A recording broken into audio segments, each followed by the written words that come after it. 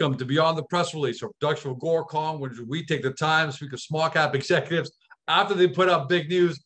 I don't even know what to call this news. It's so big because the company put out its Q3 and numbers for the first 9 months of the fiscal year. It's Datametrex straight to the TSX Venture, the stock symbol DM, and for our friends in the US, DTMXF, and even for our friends in Europe on Frankfurt under D4G. With us, Marshall Gunter, CEO of the company. In case you don't know about the company because you saw the massive headlines, here's all you need to know. Datametrex AI has the rare benefit that most small cap companies only dream of, and that's having not one, but two successful independent divisions that are each capable of being a company maker on their own. The first division is their artificial intelligence driven. It's way beyond social media monitoring and discovery now, but their AI side has got government clients, South Korean conglomerates, you name it, unbelievable client base with big contract wins over there. In fact, just recently over the last couple of months, a $950,000 contract with Samsung, Shinhan Financial, and LOTTE, the big South Korean conglomerate. Another $750,000 contract with LOTTE and Shinhan Financial, unbelievable.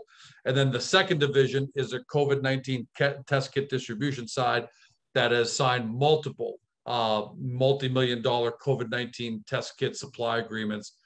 What does that all translate into? Let me just give you highlights of the numbers here. Q3 revenues, $10.82 million. For 9 months, gross revenue, $40.3 million, up 430%. Gross profit, $19.3 million, up 724%. These aren't typos, and you're not hearing it wrong. EBITDA, $13.67 million, up over 1,000%. I can go on and on, but let's get the man himself to talk about it. Marshall, congratulations. Welcome back, my friend. Glad to be here, George. Thanks for having me. I got the Q3 numbers and I got the 9-month numbers in front of me. And the Q3 numbers on their own are spectacular. Revenue up 123%, gross profit 160%, EBITDA 404%. I mean, there's a small cap company in the world that doesn't want that. And normally we would talk about that, but the 9-month numbers, you know, you got adjusted EBITDA 44,000% to $16.9 million. Over 1,000% of EBITDA, like I said, 725% on gross profit. Do we even talk, or do we just sit here for 10 minutes and look at each other and just repeat these numbers over again because the numbers just speak for themselves? Well, the numbers do speak for themselves, George. So, but we are super happy with us here at Datametrex. As you said, our year over year and our quarter over quarter from last year way up, and we're super happy with that. And we're also super happy that a lot of this revenue is starting to diversify. And that's one of the big points here that I wanted to point out. I think you hit all the highlights and all this, and this is for me, this one is particularly special. Let me tell you why. Is I believe this is a good turning the corner type moment for us, because for so long we were down, and there wasn't a lot of faith, and people didn't think we could do it. And now we're coming back and we're making money, and we're not just making a little bit of money. Now we're making a lot of money. It's a boatload. Yeah. And I'm just gonna, when we start looking just in general, I start seeing spreads and stat blocks and all these other numbers. And year and a half ago, everything had lovely parentheses around it everywhere. So it was all negative. And now that's not the case. And yep, like EBITDA was a $1.49 million loss for the 9 months for the same time. And now it's a 13.67. Now it's at 13.67 million. I mean, how do you attribute that kind of a turnaround, Marshall? So talk to us about the diversity in the revenue, maybe some of the, I know, I don't think you've broken it out, but maybe give us an idea about how each of the divisions are doing, because these are just spectacular numbers. Well, I attribute it to the hard work of our staff. Just to be honest, they have worked extraordinarily hard to turn this around, and the results are there. Like, I don't have to tout how well they've done and all this, and look at the numbers yourself. They're right there. You can see it for yourself. Now, as far as the breakdowns are concerned, obviously we're still seeing a lot of COVID revenue, and we're going to continue with that until it's done. But what we are seeing here is a lot more on the AI side. So we're starting to attract a lot more attention. And one thing we talked about here previously that I want to bring up, it's a little bit off, that's not in this particular press release, but was in a previous one, is we've decided to jump into one more vertical. And that was the electric vehicle market. So, previously, we talked about AI. We had three main verticals we were in. First vertical, was with the government. Okay. And that's the stuff, the work we've done, with our AI, that we've moved over to, say, Samsung and LOTTE and other groups that are using that artificial intelligence, right? So all that work that we've done with the government, that we've then put into the private sector, that's vertical one. Vertical two, we started off in with some telemedicine, Medi-Call, that we're working on now. I'll go over a few updates with that in just a second. And then the third vertical, was with Shinhan Financial Group. But we're starting to get a lot of attention over there. So people are starting to see what our tech can actually do as these programs are rolling out. And so what is it doing, Marshall, by the way, in layman 10 seconds? What have you done, for example, in South Korea that's really turning heads and getting attention for it? Well, the one, I guess if you want to say the one, there's probably two things. Okay. So at layman's terms, 1,000-kilometer view. Number one is our discovery engines. And that's a big deal, as that was the main focus of the AI for a very long time. So what does this mean? With most people, all right, let me take one step back. Let me try to explain this in layman's terms in just a minute.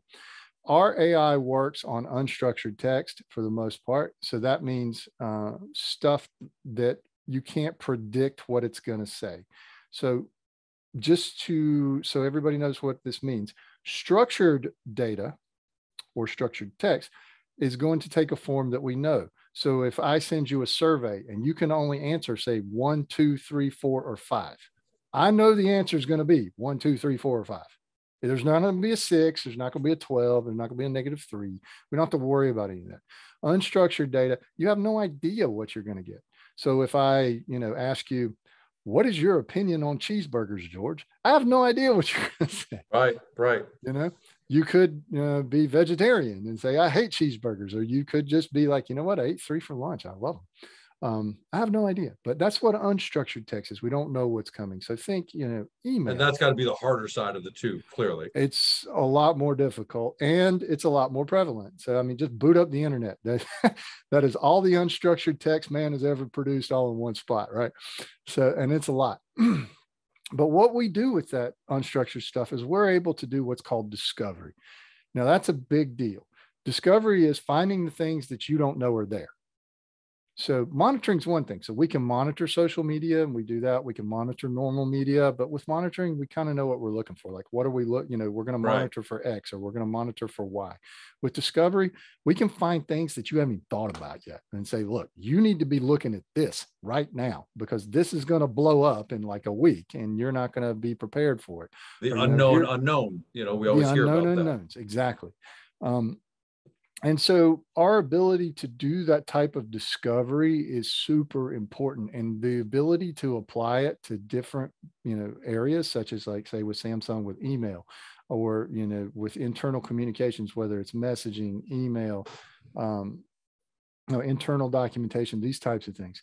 That discovery portions are really setting us up, and people are starting to take notice because they'll say, like a real world example is, you go in, and I'm going to keep the names out of this because of contractual reasons, but like you want to purchase some, I don't know, some stuff at the convenience store. Widgets. Almost said, yeah, just we're going to buy some widgets. But with our AI and that discovery engine, those predictive algorithms become 5 times as accurate. Okay, because those discovery algorithms allow you to throw things in there that people weren't even thinking about. So you don't just have, if somebody buys milk, they're probably going to buy cereal. Okay. Got it. They can find out, oh, they bought this particular brand of milk and they talked about this other stuff on social media. Therefore, they're going to buy a chocolate bar. and you had no idea about that. So that's one of the pieces that's really starting to get noticed out there. And because of this, we're able to work in a ton of different verticals, because that discovery portion of things is not just limited to, say, government work. I mean, we can discover in any set of data we've got. And so that's what's bringing a lot of the attention around. Now, the second thing that's bringing a lot of attention around is what we call time to insight. And this is a big, big deal too. So another giant portion of the tech allows you to take large amounts of documentation and stuff and kind of boil it down to summaries and, who's doing what. And this, for an analyst, takes, depending on how many documents they've got to go through, can take days. Well, Agoracom could use that. We bring on a new client, no, literally, and we got to go through their website, their financials, everything, kind of boil all that down to a great summary of what's important and what's not. Hell, sign us up for that one. Yeah. So, well, our AI does that. And this is important, especially this was important in the public sector, because that time to insight is everything. Like, the faster I can make a well-informed decision in those fields, the better off I'm going to be. Now, we have proven in our tech that we've taken problems that generally took 8 to 10 hours, and we're solving them in a matter of minutes now, because it's so fast. And like, we can consume 1 million documents, produce summaries, hand it over to the analyst, and the analyst is like, oh, this is the important information there. And this, the AI can read all those documents in seconds, whereas unbelievable. Yeah, nobody else could do that. And the financial sector, I'm sure there's a huge need for that. Well, with Shinhan and these guys in South Korea. Exactly. And that's where this stuff has come up, because not only is it finding these types of things that are important, discovering things that are there, making data more actionable, but it also allows you to do things, a lot of error checking, a lot less error. So like that analyst who's going through 100,000 documents, bound to make bound to write something down wrong. They're going to get tired. They're going to have problems like this, human problems, whereas the computer, we experience that. We actually experience that on our end. Someone's got to go through all of that, right? That just magically happens. So I can only imagine for this massive conglomerate customers, it's a major problem. And if you can fix that, they're going to pay your king's ransom. Well, yeah, and not only that, but it can be applied across all kinds of different verticals, and that's what we're seeing. So the one vertical I was getting at, and, we had ventured into 2 more, but we're going to get into an additional, third in addition to our core, is electric vehicles. Now, and by the way, I'm going to stop there for a second. Yeah. That kind of comes out of nowhere. So, and I know it's not. So I want you to explain to people, because you're talking about discovery and, the kind of things that you just talked about, and then electric vehicle charging platforms. Where does that, how does that help us connect that? Okay, so I can't say a ton about specifics because of competitive edge in some of the NDAs we've signed. So I'm not, I'm under contractual obligation. But you did sign $1 million contract, so that says a lot. We did, and this is land and expand. Let's take $1 million. Let's see what we can do with it, and if it works, then what do we do from there? Bang, off and running. So these are smartly structured contracts as far as that stuff is concerned. But what you're thinking now, think about it this way, though. Like I said, I can't go into specifics yet. We will be announcing a lot of specifics, as they are becoming more available. So think in the Q1 timeframe, something like that, mid Q1, maybe a little bit later in Q1, as some of this stuff takes on a more firm and material shape, we'll have specific information out there. But in general, I want you to think about it this way. You've got a gigantic computer on wheels, which is what an electric vehicle is. And everybody who's been inside, I don't know, a Tesla knows there's a gigantic computer monitor sitting right there. Of course. And that controls everything. But Tesla and, electric vehicle people aren't just trying to make a car. All right. They have navigation systems. They're trying to generate data. Information systems. They're generating data like by the bucket load. And it's not just them generating the data.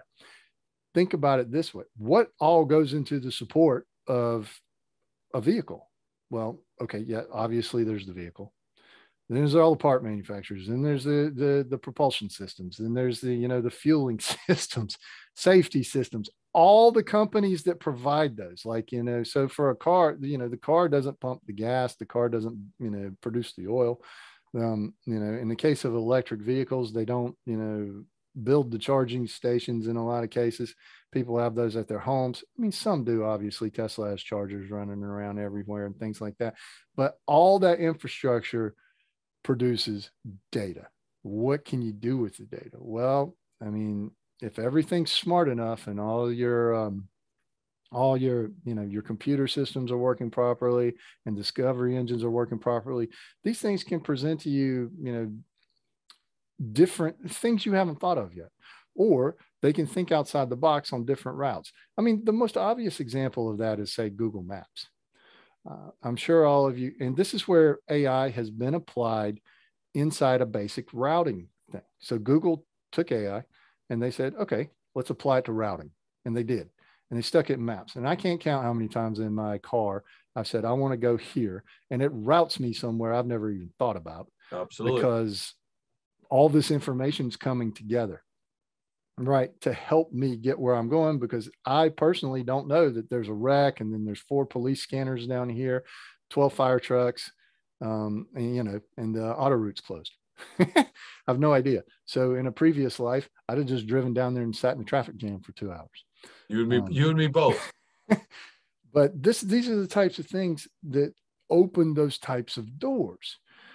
And it's going to do nothing but continue, right? And so we are looking, when people bring these ideas to us, we look at the ones we think that are going to, that have potential and can work. And that's why we're acting on these. And this is a big one. I personally think EVs are going to be ubiquitous very, within the next couple of decades. Like, there's not going to be gas cars on the road. Absolutely.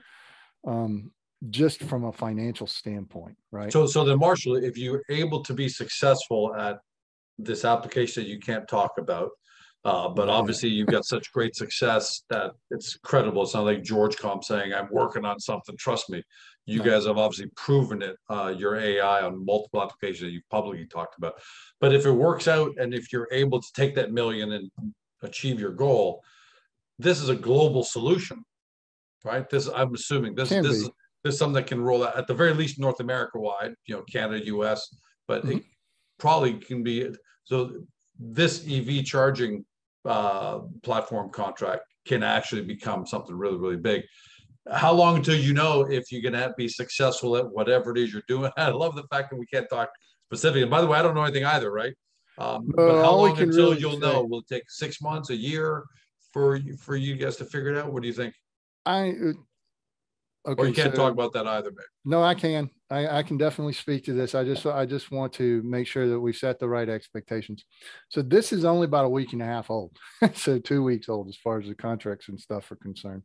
Obviously, we're talking to them prior to that, but then, there's not a lot of work that has, like real material work that has gone into this yet. That being said, let's address this. You said 2 things. I will address, success metrics, but the first thing I want to address is scale. And that's something that you just hit on. As far as the upside is concerned for us, this is probably one of the bigger ones. All right. If we can prove this, and we can make meaningful contribution in this area, it's exactly as you said, there's vehicles planet wide, like they're not going anywhere. Our entire society is built around cars, and we're going to have cars, whether they're electric or gas or hybrid or whatever. There's no cars aren't going away anytime soon. And I don't think if anybody can think of a society without some sort of car transportation. Transportation is here to stay. We're not walking. Exactly. Until the guys from Star Trek come down and we got the little transporter tube you can step in, you're going to have a car. So on a scale, as scaling is concerned, this is massive. And that's one of the reasons we've decided to extend a little further than we were originally planning on and get into this vertical. Now, as far as having, tangible output is concerned, there are going to be, there will be tangible output, coming out in, 4-6 week time frame. It's probably right after the holidays is most likely, because things are going to slow down here over the, after another Sure. 2 or 3 weeks, and everybody goes off, for holidays and Mid-December, stuff like that. It's just, calling it quits. yeah, mid-December after that's pretty much a wash till everybody gets back in January. So come that time frame, we'll have a lot more specifics to talking about, and we'll be able to, speak more freely about exactly what's going on in there. As far as whether or not we can measure its success, 6 months, I'd say that's too long. Okay, So that's great. on these short type, land, expand, prove it, get moving. We want to see something that has potential in 3 months and 4 months, something like that. And then at the 6 month mark, 2/3 of the way through, we've got everything. We know we've got a really good piece that's going to work. We want to expand upon that, and that's where it comes in, where contracts get bigger than $1 million. And then the bigger picture here is that your AI can scale almost to any vertical. That's I right. mean, you start off really, really specific because you got to start somewhere and prove it with social media monitoring and discovery. But it just seems like you're really starting to expand your capability. So is it the point where you're taking what's come through the door, or you guys are deciding, hey, we want to work with those kind of applications, these kind of verticals? It's definitely the latter. If we took everything that's gone through the door, we couldn't handle it right now. It's just too much. So we are able to pick and choose, and that's been part of our strategy from the beginning. And another one of the things, and I just want to point this out, something that you said, our ability to expand into these verticals, technically, we weren't capable of this 18 months ago. Like from a technical standpoint, we couldn't do it, right? Like there's been a lot of work under the hood that's been done by our tech teams. And now, the way this works, we're able to deploy, I could deploy to a phone if I wanted to, right? All the way up to, gigantic installations out into the cloud. So, I can deploy from very small, infrastructure all the way up to gigantic installations on Amazon, Microsoft, whatever you want to think about, or your own cloud and everything in between. Like, so you don't have to deploy in somebody else's cloud. I can deploy at home. For the more technically inclined, this basically means we run in container orchestrators. Now, I'm not going to explain that here. no, unless everyone wants to get a PhD and hunker down. Yeah, if you want to come hang out with the computer nerds, we'll be glad to explain it. But like I said, in layman's terms, it means the scalability of our product and our ability to deploy to all kinds of different platforms and things has been solved, and it works. That's unbelievable. I mean, that is unbelievable that you guys solved that, because now you don't have any limits. You that's what allows you to pick and choose whatever comes to the door, because you can do it all. So you're just going to take the stuff that you really want to do and is very, very lucrative. Yeah, like right now, the basic requirements, there's a little bit more to it than this, but sure. The basic requirements is you have some sort of unstructured data and you've got a timestamp. So, okay, the unstructured data is this is when it occurred, bang, we're off and running, and so if you've got that type of data, we can deal with it. That type of data is everywhere. Like when you fill out, say, I don't know, a medical form, we don't know what's going to be wrong, right? That's unstructured. I have a side pain, my ear hurts. Who knows? Okay. Medical field. We've already covered, the EV field. Personally, the very first application I think that any tech gets is always financial, but that's just my own personal prejudice showing through. As a lot of you guys know, I used to work in the financial tech exclusively. But if we can, as humans, if we can make money with it, we're going to. Well, so you can't change the world if you can't pay the rent. That's the famous saying. So you got to make sure you're successful enough so you can go do what you got to do. Yeah, and so unstructured text in the financial, in fintech, has been around for over a decade. So we know it works there also. And, we don't have to prove that. That, like I said, I have over a decade of success stories to prove that. But yeah, that's really what's driving this. Is, those two things. Discovery, right, is super important. So, the unknown unknowns, the ability to find things that you're not looking for, this type of thing. The scalability, that adds in to all that, and our ability to work across all those verticals and everything else. That's really what's driving this growth. And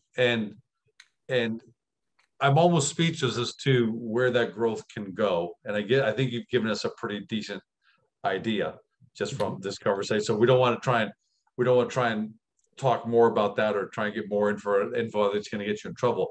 But the natural discussion then now flows to when you've got this kind of financial success and this kind of diverse business success, the conversations are going to be had as opposed to uplisting, maybe breaking up the company into separate operating divisions, things like that. Are you able to touch a little bit upon, those conversations? Because the financial success alone opens up the door to you guys listing pretty much anywhere with respect to the financial side of it. So, what can you tell us about where you guys may or may not be at with those kind of discussions? So there are a lot of doors open to us, right now, and we're in a position finally that we can actually discuss those doors for real and not just hypothetically. So let me give you a few of the things that, we talk about internally and things like that. So obviously there is the continue as we are model, which is let's expand into a few different verticals. Let's build on what we have, keep that going, and then, expand this and see where we can take it. That's number one. Datametrex also has a history, of spinning out companies, like for instance, Graph Blockchain, which is out there, and we own about 10% of, somewhere in that neighborhood right now. And so there's also, that option is also open to us. Like say down the road, if we wanted to spin out one of these companies like Medical or, something like that, we're able to do that also. Now, how all that's structured, who knows? We'll cross that bridge when we get there. But there's another piece that I think is very interesting too, that I'd like to put out there that you didn't really mention is like an AI type of roll up. I didn't even think about that. There's not really good option in the Canadian market, right? Like for this type of thing, at least in a public market. So how does the public get involved in stuff like this with AI? Well, you hear about it in the news and all this. Well, how does the average investor get involved?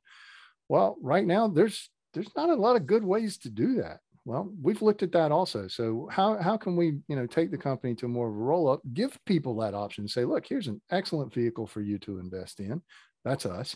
Here's our track record. Here's what we're doing. We're going to be not the one-stop shop for AI because that's impossible, right? But we're going to have a lot of that covered. And if you want to be involved in this type of space, we're going to give you that. We're going to provide that for you.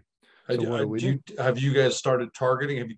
Have you started that process yet? Where you've got someone out there looking for opportunities, or is that something that absolutely. you think?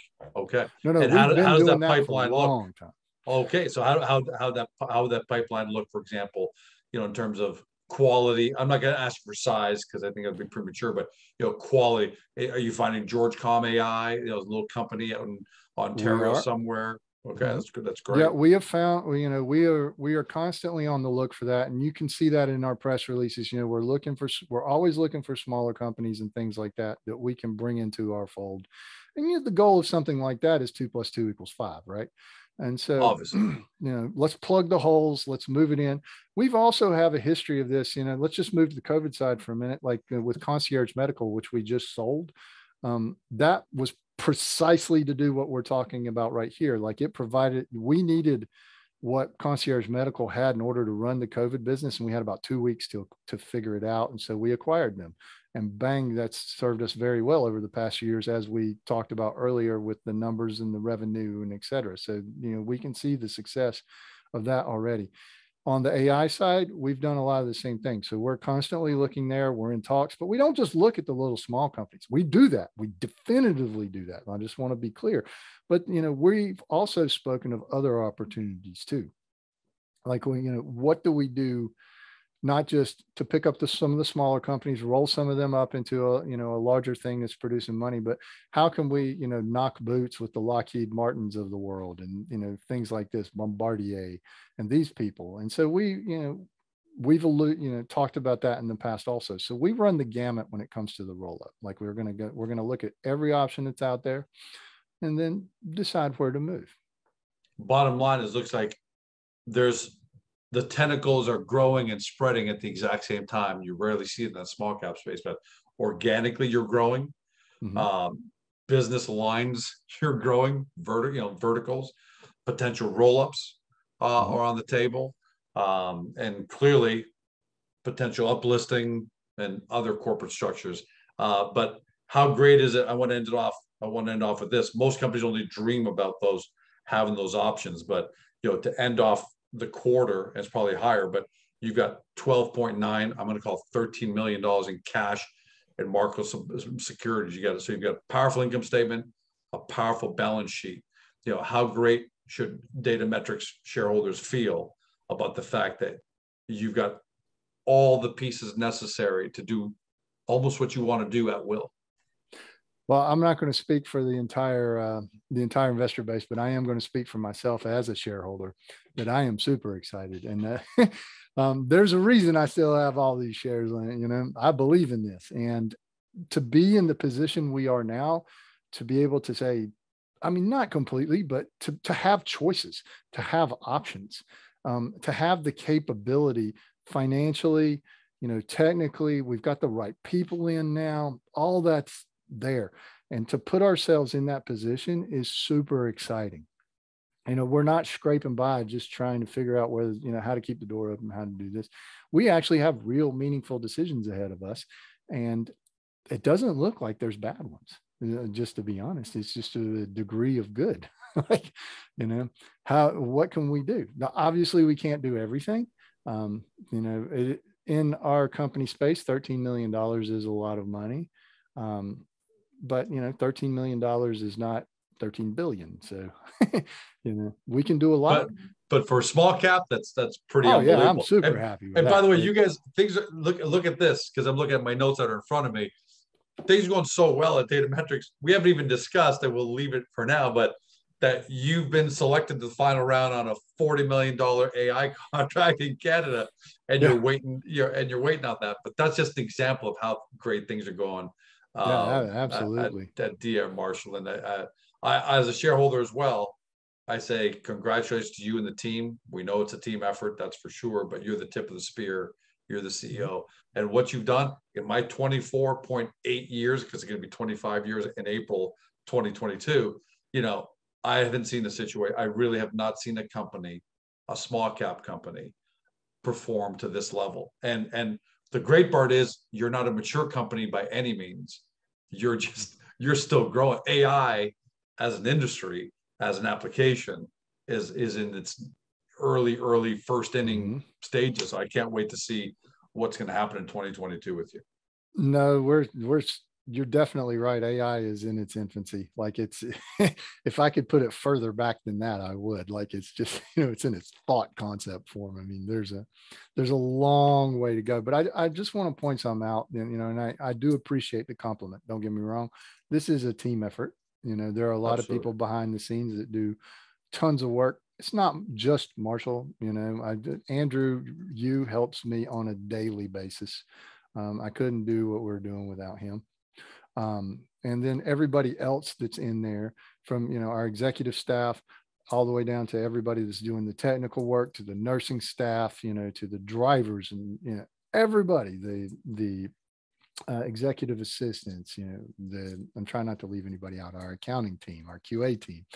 And this has been a group effort, and everybody's put in a lot of work, and they all believe in it, and that's why it's working. Marshall, it shows. I mean, numbers don't lie, right? At the end of the day, you don't have to spin this. We could have sat here for 25 minutes and just repeated the numbers over and over again. And, the numbers don't lie, but you're the tip of the spear. But big kudos to your entire team for what you guys done. We could keep going. The great thing about you and I is we love AI, we love tech, and we can keep going for another 2 hours. So I'm not trying to end it, but we're at 34 minutes and it's just flown by. Right. Yep. The amazing thing is flown by, because this is such an exciting space. And I love the fact that you are giving small cap investors exposure to AI that they otherwise, I don't think they really have through Datametrex. So that's fantastic. Congrats. See you next time, my friend. Thanks, George. To everybody at home, you've been watching or been listening by podcast on Spotify, Google, Apple, your favorite podcast platform. to Marshall Gunter, the unbelievable CEO of Datametrex AI, trades in Canada under the stock symbol DM. For our friends in the US, DTMXF, and for our friends in Europe on Frankfurt under D4G. For those of you new to the story, because you saw the big headline, 2 ways to do your due diligence. 1, get to the company's profile page on the Agoracom. It's AI, multiple divisions, multiple applications, and there's a lot going on. We know that. We've got it broken down really nicely for you in summary form for you to wrap your mind around it. And then from there, hop over to the Datametrex website to do your deep dive due diligence. If you believe in the future of artificial intelligence and where you think it's going to take us, do your due diligence. Don't say we didn't tell you so. Have a great day. See you next time. Hey guys, the video's over, but don't forget to help your company by liking it and even leaving a comment below. And then don't forget to help yourself by subscribing to our YouTube channel so you never miss another great Agoracom small cap video.